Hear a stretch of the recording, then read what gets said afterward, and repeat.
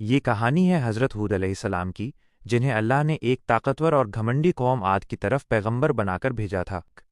قوم عاد کی شان۔ قوم عاد بحرین اور یمن کے بیچ کے الاحقاف علاقے میں رہتی تھی۔ وہ دنیا کی سب سے طاقتور قوموں میں سے تھے۔ ان کی شاریرک طاقت بہت زیادہ تھی۔ وہ اونچے اونچے محل اور مینارے بناتے تھے، جیسا کہ ارم نام کی جگہ مشہور ہے۔ لیکن اس طاقت اور دولت نے انہیں تکبر، گھمنڈ اور بت پرستی میں مبتلا کر دیا تھا۔ حضرت ہود کی دعوت۔ اللہ نے حضرت ہود علیہ السلام کو بھیجا، جو انہی کی قوم سے تھے۔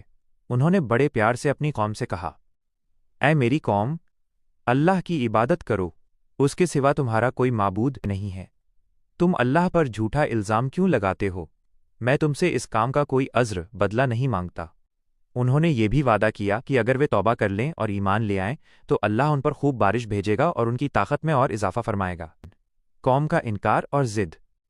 قوم عاد نے حضرت ہود کی بات نہیں مانی۔ انہوں نے ہود علیہ السلام کا مذاق اڑایا اور کہا، تم تو بے وقوفی میں ہو اور ہم تو تمہیں جھوٹا سمجھتے ہیں۔ کیا تم ہمیں ان بتوں سے پھیرنا چاہتے ہو جن کی عبادت ہمارے باپ دادا کرتے آئے ہیں؟ ہم پر عذاب بھیج کر دکھاؤ اگر تم سچے ہو۔ حضرت ہود علیہ السلام نے کہا، میں تمہیں اللہ کے عذاب سے ڈرا رہا ہوں۔ عذاب کا نزول۔ جب قوم عاد نے ہر طرح سے حضرت ہود کو ٹھکرا دیا تو اللہ نے ان سے بارش روک لی اور 3 سال تک انہیں سوکھا جھیلنا پڑا۔ ایک دن انہوں نے آسمان پر کالے بادلوں کا ایک بڑا ٹکڑا آتے دیکھا۔ گھمنڈ میں انہوں نے کہا، یہ تو ہمارے لیے بارش لانے والا بادل ہے۔ اس پر حضرت ہود علیہ السلام نے کہا، یہ وہ نہیں جو تم سمجھتے ہو، یہ دردناک عذاب ہے جس کا تم جلدی مچا رہے تھے۔ عذاب کا انجام۔ اللہ نے ان پر سخت اور طوفانی ہوا بھیجی۔ یہ ہوا 7 رات اور 8 دن تک لگاتار چلتی رہی۔ یہ اتنی بھیانک تھی کہ یہ قوم عاد کے بڑے بڑے انسانوں کو اٹھاتی اور زمین پر پٹک دیتی، جس سے وہ کھجور کے کھوکھلے تنوں کی طرح گر پڑتے تھے۔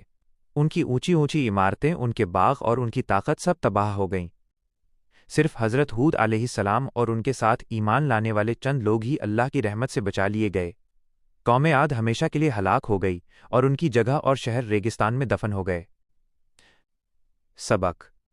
یہ واقعہ سکھاتا ہے کہ طاقت اور دولت پر گھمنڈ کرنا اور اللہ کے رسول کی بات نہ ماننا ہمیشہ تباہی لاتا ہے۔